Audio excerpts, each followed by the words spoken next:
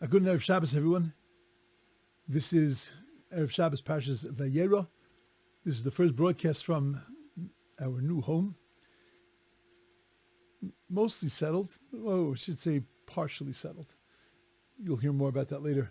And I apologize, we're a little skewed. The picture's a little skewed. Not completely set up my cameras and everything, but that will be enriched by next week. Parsha opens up Avram Avinu, third day after his bris milah, 99 years old, self-inflicted bris milah. There was no Pesach Kron to go to have a bris milah. Avram Avinu did it on his own. And there he was sitting at the tent. God came to greet him, came to visit him. The first instance of Bikur Chelim, of visiting the sick. Avram Avinu was sitting there, Kuchem Yom, the heat of the day. God made it as hot as it possibly be, blazingly hot, so that it was impossible for guests to come. Avram Avinu, though, is still sitting there waiting for guests to come. Vayisa inav, he lifts up his eyes. Vayar, and he sees, V'hinei shleisha anoshim nitzavim alav, there are three men standing there. Vayar v'yoketz ikrasam. He sees and he runs to greet them. So you have to wonder why in the pasuk does it have to say Vayar two times? Does it have to say he saw? He saw, he lifted up his eyes, he saw. The pasuk could have easily has just said that he lifted up his eyes, he saw there were three men in front of him, and he ran to greet them. He doesn't have to tell me, he split the pasuk into two, and to tell me that he saw, and then he saw, and he ran to greet them. Let's take a look at something from a few weeks ago's Parsha. The end of Parshas Noach, it tells us that Terach also took a trip. Terach left Ur Kasdim, and he was on his way to Eretz Canaan. He had a goal. He was on his way to Eretz Canaan. Vayavo ad Char, and he came to Char, and Vayeshu Sham, and he stayed there. And they never made it into the land of Canaan. Avram Avinu, in last week's Parsha, Parshas Lech Lecha, so it tells me that Avram Avinu did the same trip, and Avram Avinu was successful. That if he went to Canaan, and he got to Canaan. And he came to the land of Canaan. What was the difference between Avram and Terach? Terach set out for the land of Canaan, never made it. Stopped in Haran. Avram Avinu sets out for the land of Canaan, he makes it to the land of Canaan. Very simply put, Terach got distracted. Terach was on his way to Eretz Yisrael, but he got distracted. He let things drag him down. He let events of his life, he let the things that were going on around him, he let the politics that were going on around him, he let the comfort of the place that he was going to, he let the beauty of the place he was going to, he let all of those attractions stop him, stand in his way, get in his tracks. He let it all distract him from what his real task was, which was to get to Canaan. By Avram Avinu, the Torah tells us in a very simple way that Avram Avinu, he had a goal. He was on his way to the land of Canaan. And he came to the land of Canaan. Nothing got in his way. Nothing stopped him. He didn't get distracted. He didn't get pushed off his way. He didn't let the stresses of life get to him. He just did what he had to do. That's what the Torah is telling us in this week's Parsha. Vayisayin, if he lifted up his eyes, he came up with a great idea. There's three guys there. Let me go see if I can help them. Vayar, and he saw them, and he wanted to go get them. And then he started to get out of his chair. And you imagine, 99-year-old guy in that matzav, tries to get out of his chair, the kvetching, the screaming, the krechzing. Imagine what he was going through. He could have easily said, nice idea, not going to happen. And instead, what did he do? He didn't let himself get distracted. He didn't let things get in his way. He figured out a way to get up. Vayar, he saw, he looked at his goal, and he said, my goal is to help those guys. Vayaretz l'krasam, and suddenly found a burst of energy.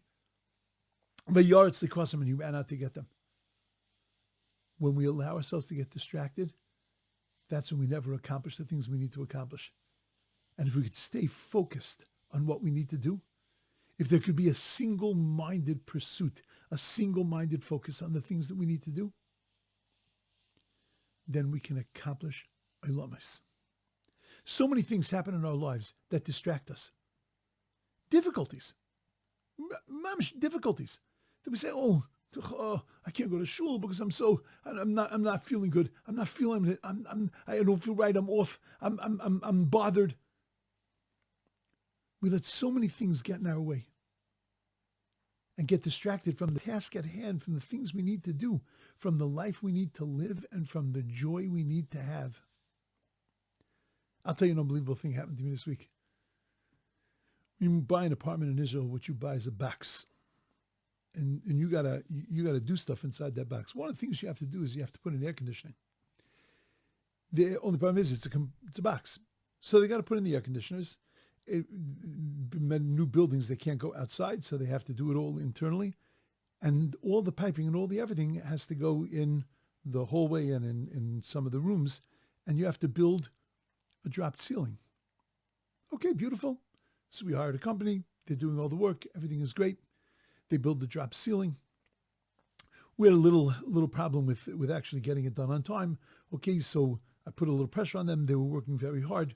They built what's called the gevis. They built the drywall and the framing, the drywall, painted it, did everything.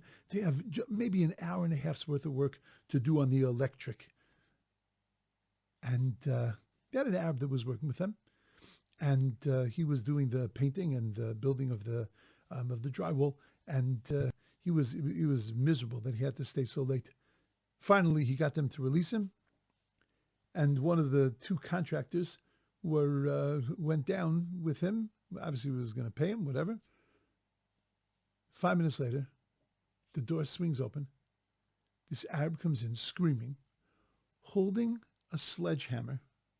Myself and the other contractor are standing. We happen to be just looking over the work and discussing what's going to be the next day, how they're going to finish it all up. And the guy says, if you're not going to pay me all the money that I wanted, then I'm just going to destroy everything I did.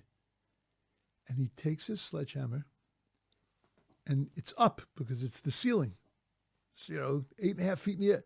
And he starts jumping and smacking and crashing all of the drywall that he did, this whole dropped ceiling. And he's putting holes all over the place. It was unbelievable to watch. The two of us recoiled because, what do you call an irate person with a sledgehammer? Sir. You're not going to start with the guy, right? You step back, you let him do what he's got to do. Call the cops. The cops, of course, weren't that interested. Eventually, they said that maybe they'll go look for him. But at the end of the day, this guy destroyed everything he did. It's hard to imagine what was in the guy's mind. It's hard to imagine that the guy wasn't, he didn't think it out.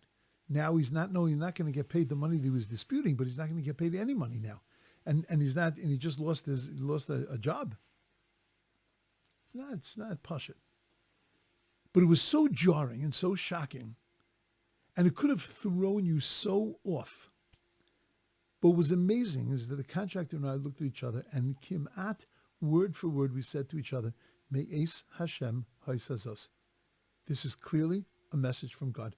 We had been working so hard to hit a deadline. We've been working so hard so that we could do the next step of moving into our house. We were stymied without being able to do this. He wanted to get this job done because he was late on it and he was really feeling bad. And the Kadosh Baruch Hu stepped in and said, slow down. There's reasons why this has to go slower. No idea why. But nevertheless, this has to go slower. And we understood, Me'es Hashem ha'isazos. This is coming straight from God. Don't let it distract you. Don't let it throw you off your game, because all it is just a distraction. At the end of the day, you'll get it fixed, and it'll take you 3 more days, and it won't be until next Wednesday. Shkayach. Does it set me back? Sure it does. Does it set him back financially? Sure it does. But whatever. It is what it is. Just deal with it and move on. Don't let it distract you. Don't let it become something you say, oh, I can't learn Torah now because I can't concentrate. I can't daven now because I can't concentrate. Put it in its place and just move on. And we each got chizuk from each other that each of us reacted exactly the same way. And it was an amazing thing. That's what Avraham Avinu is teaching us. Don't let yourself get distracted. Because like Terach, when you get distracted, you don't do what you got to do. You get lost in life. But when you stay focused, that's your goal. That's where I got to get. I'm leaving Haran, and I'm on my way to Canaan, and I'm getting to Canaan. When you see the goal and you let nothing distract you and get in your way, that's when you can accomplish awesome things. And that's when you can become the awesome human being that HaKadosh Baruch Hu knows and believes that you can actually become. Everybody should have an awesome Shabbos, undistracted, nothing getting in your way. And you imagine if you don't let the weekday get into Shabbos, imagine the beauty. Imagine how amazing Shabbos could be. Have a beautiful Shabbos, everyone.